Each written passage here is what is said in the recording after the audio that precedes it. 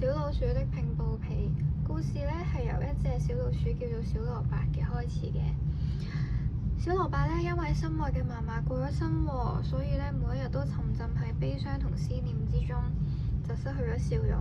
佢嘅好朋友咧小種子咧睇喺眼入面，非常之擔心小蘿蔔，就決定咧同森林入面嘅好朋友咧一齊為小蘿蔔咧準備一份特別嘅禮物。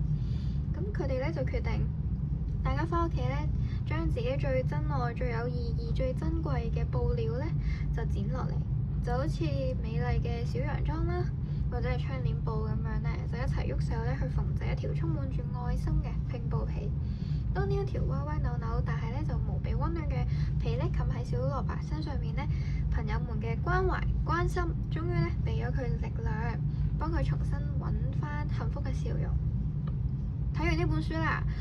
我哋咧會唔會即刻有好大嘅感悟？喺日常生活中咧，我哋或者係屋企人啦，或者係朋友啦，都可能咧會遇到一啲唔開心嘅事嘅，例如病咗啦，例如心愛嘅嘢唔見咗啦，例如可能遇到某一啲唔開心嘅事啦，或者係同兄弟姊妹嘈交咁樣。咁我哋以前咧可能會唔知道點算喎。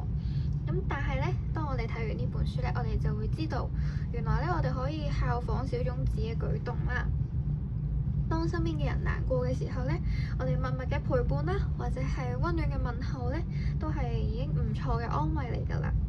另外啦，故事入面嘅小動物咧，為咗令朋友振作咧，都大方咁樣去獻出自己最中意、最唔捨得嘅布料，最珍貴嘅布料。我哋日常咧同其他人相處嘅時候咧，都可以盡量大方啲嘅。當姐姐、哥哥、朋友、其他人咧需要用我哋啲嘢嘅時候咧，或者可以分享零食嘅時候咧，我哋都可以大大方方咁樣分享。獨樂樂不如眾樂樂嘅，因為睇到人哋快樂咧，可能都會感染到自己咧，令自己咧都覺得會比較開心嘅。最後啦，小蘿蔔嘅嫲嫲咧，雖然就已經離開咗啦，但係嫲嫲留低嘅愛啦，以及係朋友們嘅關懷咧，都會一直咁樣陪伴住佢嘅。咁咧，我哋都唔應該將佢哋嘅愛咧當成係理所當然啦，要時常感恩，要講多謝，要好好珍惜咁樣同屋企人、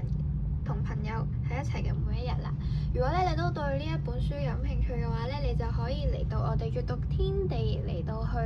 睇下呢本書啦。